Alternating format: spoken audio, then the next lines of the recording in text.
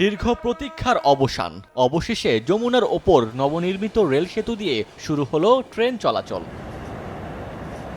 বুধবার বেলা 11:15টার দিকে ঢাকার উদ্দেশ্যে রাজশাহী থেকে ছেড়ে আসা সিল্ক সিটি এক্সপ্রেস নতুন এই রেল সেতু অতিক্রম করে। 2020 সালে যমুনার বুকে শুরু হয় ডাবল ট্র্যাকের ডুয়েল গেজের এই সেতু নির্মাণ কাজ। সেতুর 300 মিটার উজানে দীর্ঘ 4 বছর দেশি বিদেশি প্রকৌশলী এবং কর্মীরা দিনরাত পরিশ্রম করে নির্মাণ করে এটি। দীর্ঘ প্রতীক্ষার পর নবনির্মিত রেল সেতু দিয়ে ট্রেন চলাচল করায় খুশি প্রকল্প সংশ্লিষ্টরা। এর আগে আমরা কয়েক দফায় বিভিন্নভাবে বিভিন্ন স্পিডে ট্রায়াল রান করছি। সেখানে ব্রড গেজ এবং মিটার গেজ দুইটা ট্রেনই ছিল। তো আমাদের সর্বোচ্চ স্পিড ছিল 120। সো এখন যে স্পিড যাবে সেটা আমাদের কাছে কিছুই না।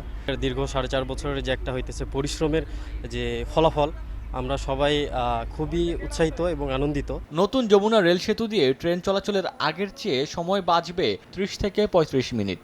এছাড়া সেতু দিয়ে ঘন্টায় 100 থেকে 120 কিলোমিটার গতিতে দুটি ট্রেন চলাচল করতে পারবে। শুরুতে এক লেন দিয়ে ট্রেন চলাচল করবে।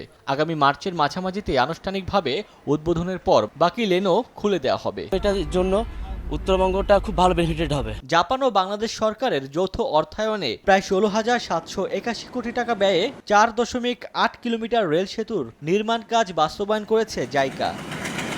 সময় সংবাদ, সিরাজগঞ্জ।